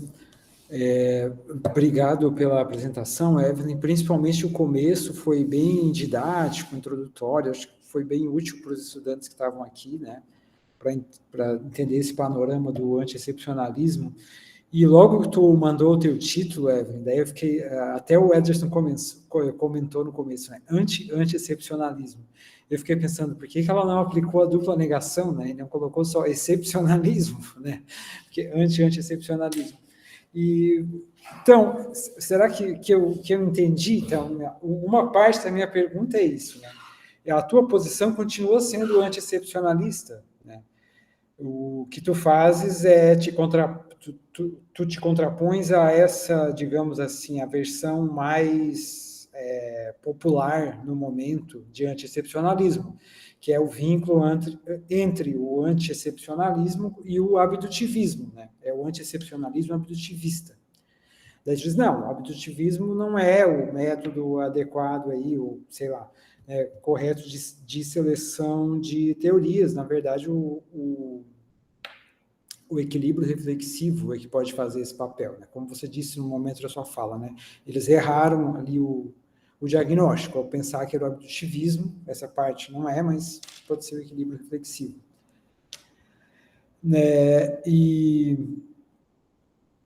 Tá, então isso é uma coisa, depois eu faço outra pergunta, só para não ficar muito misturado aqui. Então, diga. Tá, beleza. Que bom que você achou o começo didático. Eu mostrei os meus slides para um colega outro, ele falou, esse começo você podia cortar, deixa só esse slide aqui e parte disso. Eu falei, não, senão eu vou falar 40 minutos. Então, ainda bem que serviu o propósito. Sim, realmente eu não quero votar uma posição excepcionalista, tá? Então, anti-excepcionalismo, porque a gente quer negar, eu vou dizer na minha cabeça, tá? Negar uma das teses do anti-excepcionalismo, mas mantendo outras coisas como sendo corretas, tá? Então, eu acho que eles erraram ao abandonar a ideia da teia de crenças, tá? Eu acho que é uma versão uma coisa que o Quine falou que ainda é legal, e essa analogia mais forte com a ciência de adotar assim, a inferência melhor explicação, eu acho que é falha, tá? O que eu gostaria de dizer depois que eu terminar de ler o livro da Elgin é que a lógica pode, sim, ser comparada à ciência, tá? Mas não é esse o método correto para revisar teorias científicas. Tá? Então, eu acho que o que errou foi essa escolha de teorias. Possivelmente também falar que a lógica é descritiva, tá? Então, tem aquele segundo Quine mais obscuro aqui, que é o Quine que fala que a lógica é normativa, que eu acho que é uma versão mais interessante, digamos assim, de onde que a gente localiza a lógica. Tá? Mas pode ser que esteja errado também, tá? Não vou me comprometer necessariamente com isso, não. Mas eu acho que a ideia é essa, basicamente, como você falou. O que eles erraram foi a metodologia de escolha de teorias, tá? Então, eu rejeito, sim, o excepcionalismo, tá? Então, eu sou anti-excepcionalista nesse sentido. Mas o anti-excepcionalismo entra porque rejeitar uma das outras teses que eles vão adotar, tá? Inclusive, aqui no final, eu concordo que a gente tem que... Existem desacordos genuínos em lógica, por exemplo, essa tese eu também concordo. Deixa eu ver se eu consigo chegar aqui no final mais rapidamente. Eu não quero dizer que existe ou não um fact of the matter sobre o que seria lógica, tá? Talvez eu desgoste desse pressuposto. Mas a minha ideia aqui é que se a gente aceita equilíbrio reflexivo, eu não preciso disso, tá? Porque eu tenho um método que serve independentemente de se essa coisa existe ou não. Porque, de qualquer forma, são especialistas, né, cientistas lógicos, que vão fazer essas escolhas teóricas de evidência ou não. Tá? Ou não são especialistas, mas sim qualquer pessoa que vai adotar uma certa lógica. Tá? Se eu considero que lógica está no campo do raciocínio do dia a dia e não no raciocínio de especialistas. Mas eu acho que algumas coisas que os antecepcionistas falam está assim correto. Tá? Mas eles falaram demais e aí tem que voltar um pouco atrás nisso. Legal. Eu posso continuar, Ederson? Não, eu não quero monopolizar a fala também. Eu posso entrar depois, então, que outra pessoa falar. Tá, fica à vontade. Então, gente, o que o César está dizendo aqui, que vocês têm preferência, mas se ninguém erguer a mão, ele vai continuar falando. Então, vocês que mandam. Então, se vocês quiserem erguer a mão, a gente vai continuar tendo a nossa conversa aqui, e quando alguém erguer a mão, imediatamente a palavra será passada para a pessoa. Claro, sem cortar o César e a Evelyn. Bom, então fica à vontade, César. Se alguém levantar a mão, a gente cede a palavra. Não, então só um ponto, a Evelyn falou ali da dificuldade de traduzir fact of the matter, né? Então, eu também não sei muito bem como traduzir, mas eu costumo ler assim como questão de fato, né? Se existe uma questão de fato, né? Sobre validade, por exemplo. Eu acho que pode ajudar. Não sei se é exatamente isso que eles estão falando, né? Porque a expressão em inglês tem esse matter aí no meio, que parece assim, um fato objetivo do mundo, né? Se existe uma questão de fato objetivo, enfim. Tá, mas o que eu ia te falar, então, então você continua sendo anti-excepcionalista. Você só troca aí o mecanismo de seleção de teoria. Mas daí você falou em um slide também sobre aquela proposta do Martin, que ele até apresentou no grupo do GFIL, né? Que a gente teve aí aquela fala com ele, de fazer essa filosofia da lógica baseada na prática, né? Lógica. E enquanto você estava falando e apresentando, daí junto com isso eu estava pensando de que, assim, eu tenho uma tendência mais excepcionalista, eu tenho visto que eu estou simpatizando cada vez menos com anti-excepcionalismo e estou voltando a posições excepcionalistas. E uma coisa que me incomoda nessa história de revisão da lógica, daí isso é aí que vem a pergunta, né, que eu te faço, por que tu pensas disso? Quando a gente fala em revisar a lógica, daí, independentemente do mecanismo de revisão que você vai usar, se vai ser a abdução ou se vai ser o equilíbrio reflexivo, parece uma premissa dessa discussão que há alguma forma de consenso, de acordo já sobre qual seja a lógica.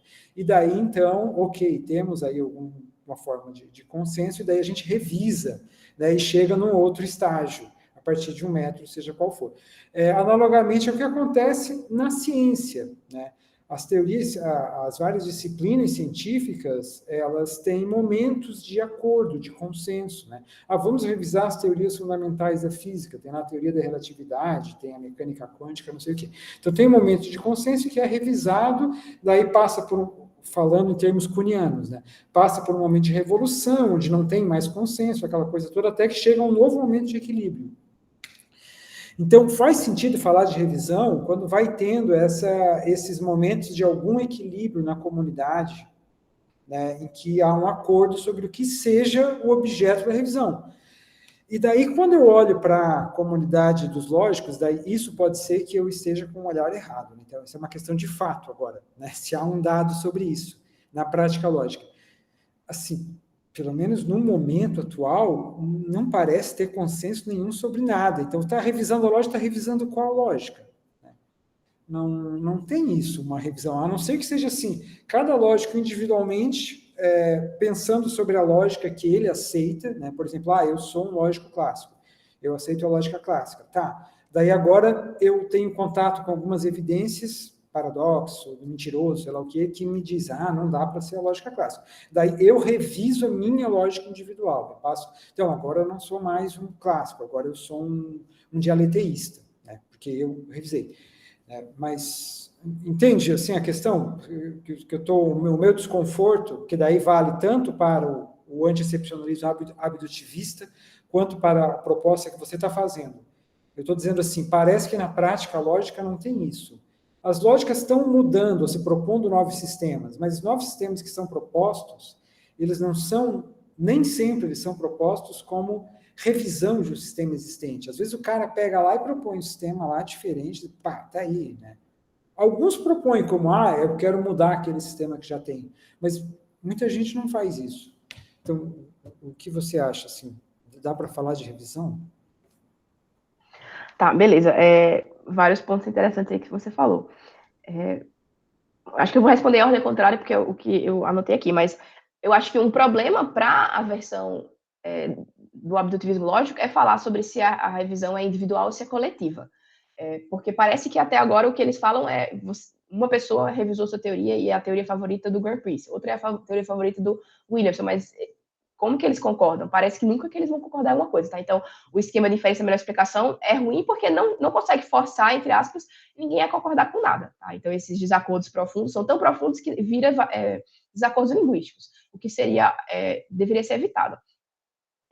Então, eu prefiro pensar em acordos coletivos, tá? Mas o Pravitz, quando ele vai falar sobre equilíbrio reflexivo, ele parece falar a nível do indivíduo, enquanto que o Resnick, quando ele vai falar da metodologia, ele parece achar que é uma comunidade que se organiza em torno de uma certa metodologia, tá? Porque ele aceita a lógica como sendo metodologia. Eu tendo a favorecer a versão de que, na verdade, é uma comunidade, tá?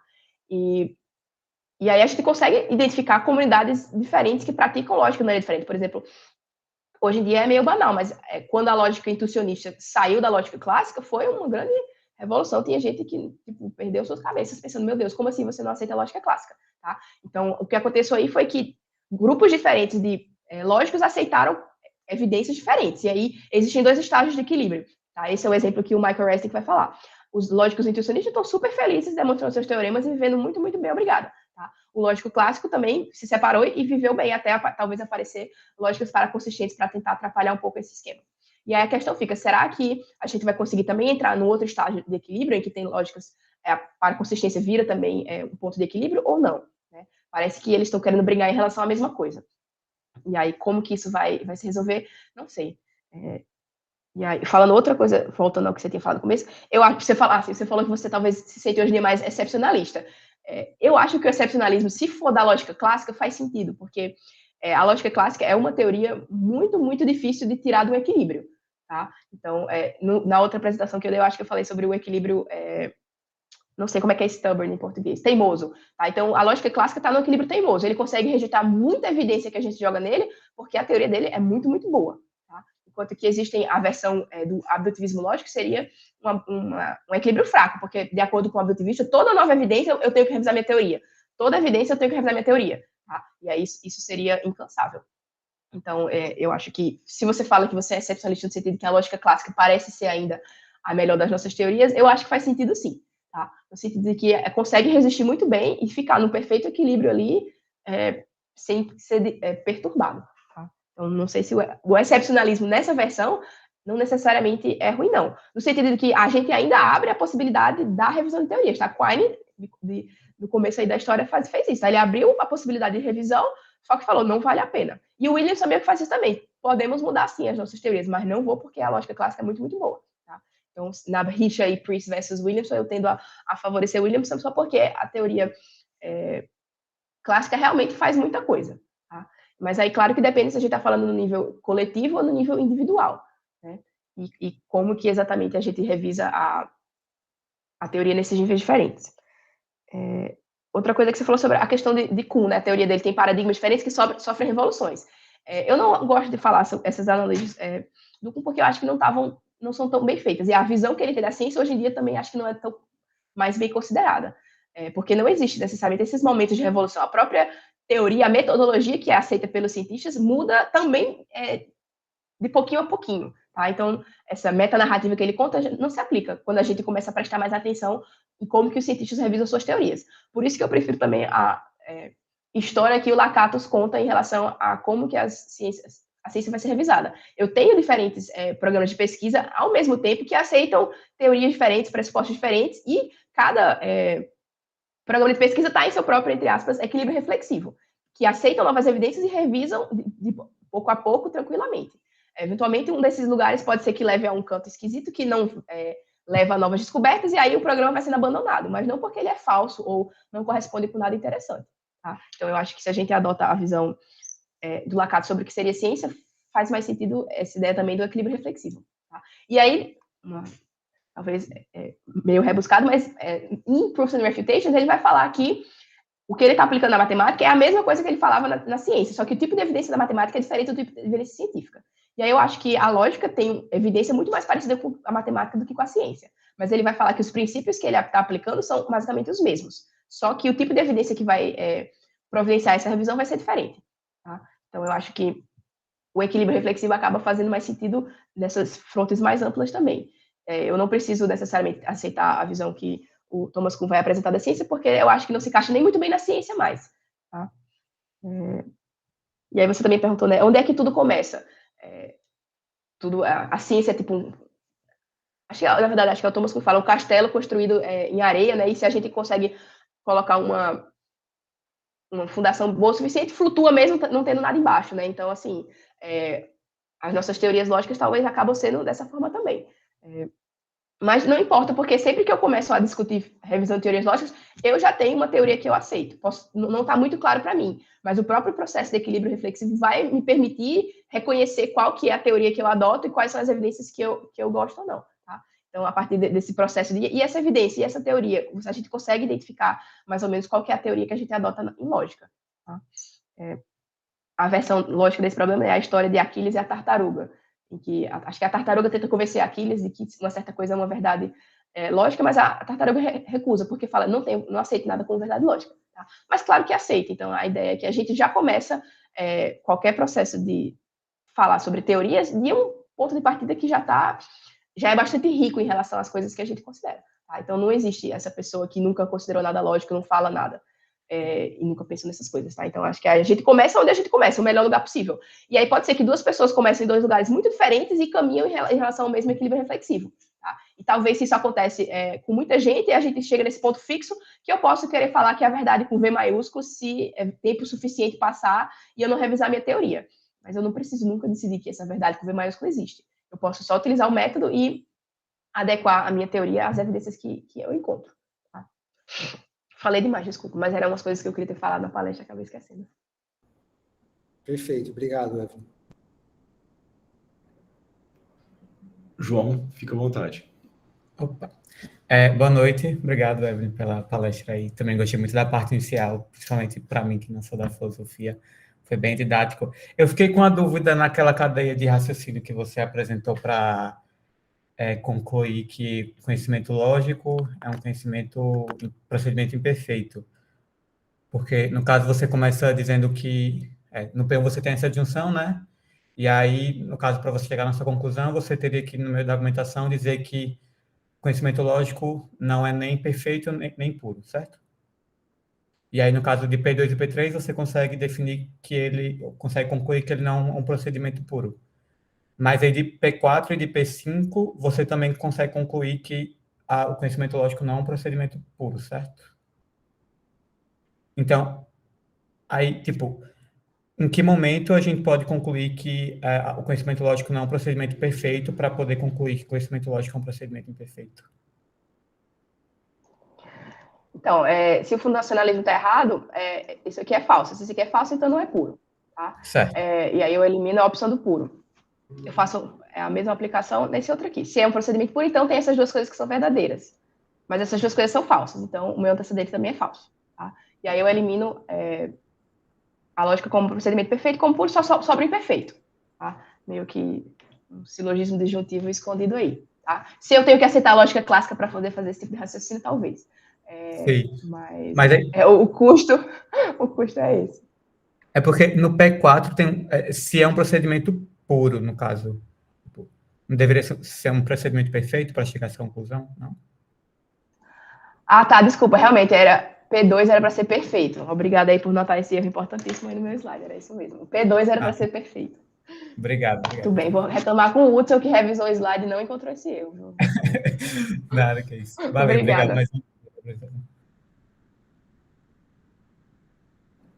Legal. Bom, a gente já sabe que a Evelyn não aceita a dupla negação, mas aceita aí o que você usou agora, o terceiro excluído? Então, vamos pensando aí nesse equilíbrio reflexivo. Bom, mais alguma questão, gente?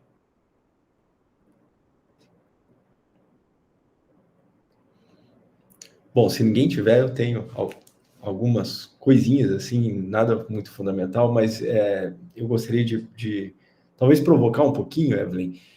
Ao longo da tua fala, eu percebi, eu só queria uma confissão, já que você colocou umas partes ali de quem é réu, confesso, quem não, eu queria uma confissão também, mas ao longo da tua fala eu percebi que você parece evitar o realismo lógico bastante. Então, eu não quero nada externo ali, não quero nada externo que a lógica tem que dar conta.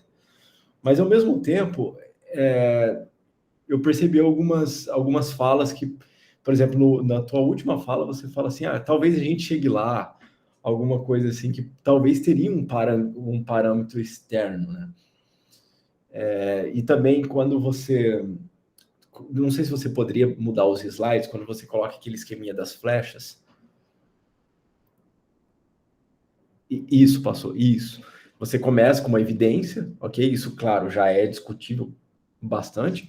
A gente já vai precisar de pressupostos teóricos para escolher a evidência, daí, ok, eu entendi o teu ponto ali, de que a teoria determina o que é evidência, a evidência determina um pouco da teoria, então legal, bacana.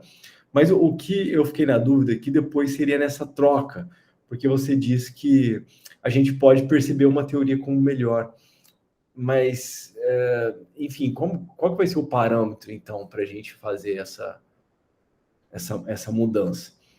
E outra coisa que eu queria te perguntar, quando você falou sobre o Kuhn, eu sei agora que você depois arrumou bastante a casa e me convenceu melhor, mas quando você falou sobre o Kuhn, eu fiquei pensando, será que existe uma lógica normal?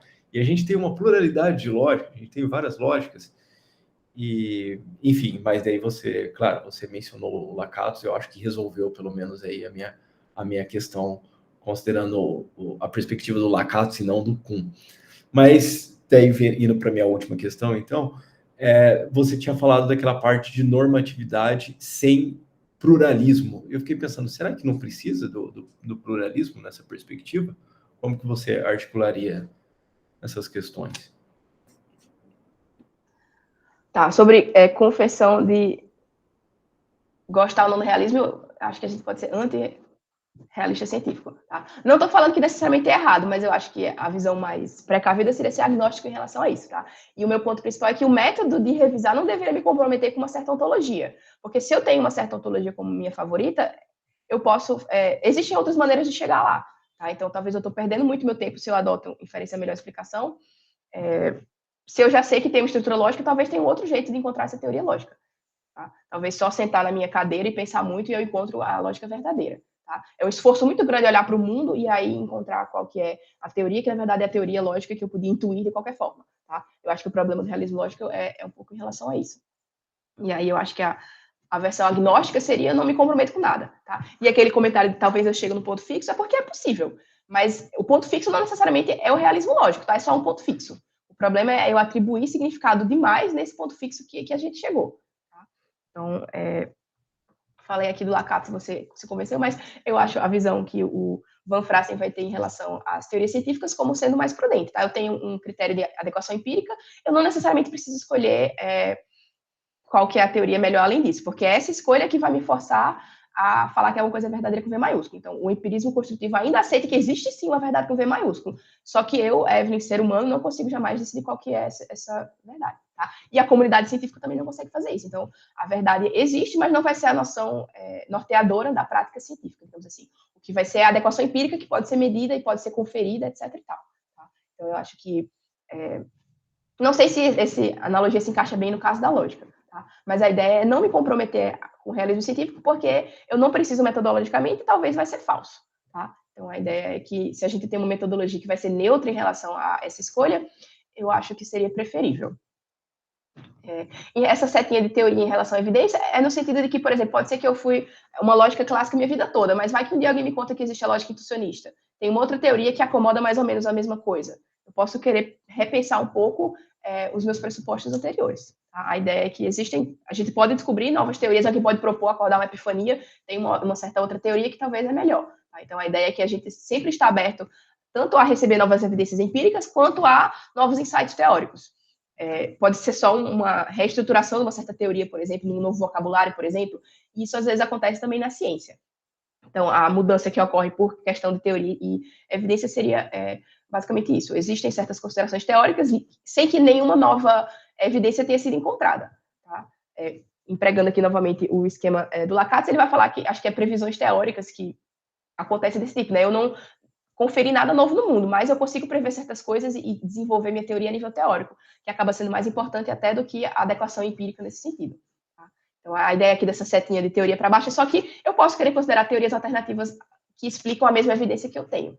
Isso pode ser que me leve a preferir aquela teoria e rejeitar certas evidências depois. Tá? A ideia é só que o esquema se ajusta em ambas as formas. A teoria vai determinar a evidência determina a teoria. Mas não no sentido circular, aquele problema que o abdutivismo tem, né? A minha teoria lógica favorita escolhe a evidência, escolhe as virtudes lógicas, e isso também escolhe a teoria. Eu entro no ponto fixo, mas sem ter maneira de aumentar esse esquema. Então, eu acho que o equilíbrio reflexivo ainda assim tem um pouco de circularidade, mas é uma circularidade que, ao longo do tempo, vai se modificando e leva a um ponto diferente de onde eu comecei. Tá? Enquanto que, se a gente adota a versão abdutivista, eu tenho certa teoria e certas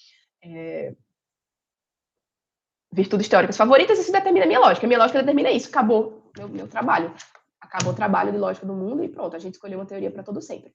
A ideia desse esquema aqui é que não, que a todo tempo vai ter novas evidências que vão sendo adicionadas. E aí a gente pode querer ajustar uma coisa em relação à outra. E aí, esse é o último ponto sobre pluralismo, eu acho interessante, assim, discutir um pouco sobre isso, porque eu acho que o pluralismo que existiria na lógica é um pouco diferente do pluralismo que a gente chamaria de científico. Não sei exatamente o que é que a Catherine hoje vai falar sobre pluralismo no sentido da ciência, mas a gente entende muito bem o que seria dois sistemas lógicos, né, duas maneiras de fazer inferências a partir do mesmo vocabulário ou algo do tipo. Então, eu acho que talvez o pluralismo lógico é de um tipo diferente do que a gente chama de pluralismo científico. E aí eu acho que isso tem que ser um pouco mais bem investigado. Mas eu acho que, no geral, a gente permite mais pluralismo na lógica e faz mais sentido do que na ciência, no sentido de que se a gente realmente mudou o nosso vocabulário, mudou a teoria. Não existe um cientista, por exemplo, que participa de 2 programas de pesquisa ao mesmo tempo. Nesse sentido, não tem pluralismo, embora eu possa ter mais de um programa de pesquisa ao mesmo tempo. Mas eu acho que na lógica não necessariamente é o caso. Eu acho que na lógica a gente permite mais pluralismo. Não sei se faz sentido o que eu estou falando agora, tá? A voz de minha cabeça total. Mas a ideia é que a gente consegue participar de níveis diferentes de discussão sem necessariamente se comprometer com nenhum problema em relação a isso. Tá? Mas eu acho que é necessário, sim, considerar em lógica que existem outros pesquisadores que consideram que são verdadeiras teorias diferentes da nossa. E aí a gente consegue... Eu acho que isso é mais significativo em lógica, porque talvez, se a gente for aplicar filosofia baseada na prática, no final não vai dar muito certo, porque a gente tem vários lógicos que estão muito convencidos de que a sua teoria favorita é verdadeira. E aí isso leva a uma estagnação, né? Cada um com sua lógica favorita e quem é que está certo e quem é que está errado. Eu acho que talvez na lógica, porque a gente tem pouca evidência empírica, as nossas evidências são mais indiretas em relação à adequação das teorias matemáticas e das teorias científicas, as coisas acabam sendo um pouquinho mais esquisitas. E aí eu acho que por isso que essa analogia de lógica é uma ciência que os anticepcionistas adotam um pouco estranho. Porque claro que sim, né? Mas que tipo de ciência que a lógica é? A lógica pode ser um tipo diferente de ciência. E aí... um dos textos que a gente leu esse semestre lá no grupo de estudo vai falar um pouco sobre isso, e o Michael Resnick também fala isso, né, que a lógica pode ser um tipo de ciência. Ele não usa esse vocabulário porque o que ele escreveu foi antes desse boom de anti-excepcionalismo, mas a lógica é uma metodologia, a gente revisa a metodologia e usa metodologias diferentes para propósitos diferentes também. Então, eu acho que tem um pouco de pluralismo nisso também. Se a gente pensa que a lógica é uma ferramenta, lógicas diferentes vão ser utilizadas para propósitos diferentes também. Enfim. Mas eu acho que o ponto aqui, resumindo, é que o pluralismo, eu acho que na lógica é um pouquinho diferente em outras disciplinas. Certamente. Nesse sentido, então, considerando essa diferença, eu acho que não teria problema a gente ter 2 cadeinhas de evidência ali, como você colocou, tem 2 teorias ali, tem 2 de evidência, eu acho que poderia ter 2, 3 evidências, 3 teorias, 4 teorias. E eu fiquei pensando aqui também, nesse ponto que você falou do Martin, sobre a prática da lógica, mas qual que seria o problema, então, de ter várias comunidades, vamos dizer assim, em volta em uma lógica, ou várias lógicas, eu também não gosto de falar one true logic, mas várias lógicas consideradas corretas de acordo com certas aplicações, coisas do tipo. Ou seja, qual que seria o problema desse pluralismo? Porque você falou, tá, só mais um pouco, você tinha falado que, bom, mas aí a gente não sabe quem está correto. Qual que é a importância de ter o correto? Será que tem algo para além de todo todas essas comunidades? Perfeito. Então, o problema seria que se a gente aceita a analogia da lógica como ciência, a gente não considera esse tipo de pluralismo, cada cientista fazendo sua prática e escolhendo suas teorias verdadeiras como sendo adequado na ciência. A gente quer que as teorias científicas, que podem ter desacordos profundos também, mas a gente vive num único mundo. Então, assim, existe algo que vai determinar qual teoria vai ser verdadeira ou falsa no final das contas. Tá? Então, eu acho que a analogia falha nesse sentido. Se a gente só tem cada lógico fazendo suas próprias práticas, qual dessas práticas é que vai me determinar qual que é a lógica verdadeira? Ou eu preciso abandonar que existe realmente uma lógica verdadeira e eu posso fazer, enfim, investigar o que aquele grupo de pessoas está fazendo, que não acho que é uma disciplina muito interessante intelectualmente, ou eu vou ter que escolher qual desses grupos realmente está fazendo algo significativo e quais os que não estão fazendo. Tá? Então, por que eu vou escolher alguma prática como sendo melhor que as outras? Eu vou ter que escolher algum critério para determinar isso. Tá? Pode ser no sentido de qual que faz previsões melhores e eles tentar salvar algo dessa forma, mas o pressuposto aí é que a comunidade de praticantes de lógica, os lógicos profissionais, tem algum acesso mais direto à realidade lógica das coisas, o que é algo estranho de pensar. Não sei, acho. E a gente volta, por que eles teriam isso? Talvez as intuições dos lógicos são melhores do que das outras pessoas. E aí, por que isso seria? Ou porque foram treinados em lógica, e na verdade é tudo convenção, né? Uma ferramenta, a gente vai caindo na ideia de que, na verdade, lógica é uma prática pura, ou que essas pessoas são muito especiais e nasceram com acesso direto a uma realidade que as outras pessoas não têm. Que aí acaba entrando numa visão um pouco fundacionalista esquisitíssima. Tá? Então, eu acho que se a gente vai fazer lógica baseada na prática, a gente precisa dizer que lógica é um procedimento puro. E aí a gente pode ter esse relativismo, e na verdade pode ter pluralismo também, tá? Se o pluralismo pode vir de graça ou não. Se a gente rejeita a ideia dos desacordos verbais, eu posso ter pluralismo e posso ter relativismo também. Tá? O ponto lá que o pessoal rejeita a ideia de desacordos genuínos é só porque eles achavam que a gente, se variasse vocabulário, variava significado também. Se eu rejeito essa parte, eu posso ainda assim aceitar a lógica como um procedimento puro, e ainda assim permitir pluralismo também é uma solução possível para aquele esquema lá. Tá? Mas eu acho que dizer que uma certa comunidade de praticantes de uma atividade tem algum acesso mais direto a uma realidade intrínseca das coisas é esquisito. Posso falar aqui de outras analogias, #religião, mas acaba sendo realismo de uma maneira um pouco estranha. Se a gente vai chegar numa versão um pouco realista, porque a gente chegou no ponto fixo, tudo bem. Nunca vou saber se é realismo ou não, mas chegando no ponto fixo talvez é suficiente. Se eu chego nesse ponto de uma outra forma, aí é que eu acho metafisicamente esquisito. Tá? Nesse sentido. E aí eu gostaria de me manter cético em relação a esses assuntos. E não confiar tanto numa comunidade de especialistas para decidir a verdade verdadeira. Legal, Evelyn. Obrigado pela resposta. Bom, agora que eu também me empolguei aqui com as perguntas, eu peço desculpa. Não sei se alguém tem mais alguma questão. Se tiver, eu acho que a gente tem tempo, mais ou menos, né, César? Acho que quase nem tem tempo, mas talvez uma pergunta curta. Pode ser assim, uma pergunta curta? Se alguém tiver, claro. Para a gente não atrapalhar tanto a Evelyn, nem o César, que está na universidade ainda.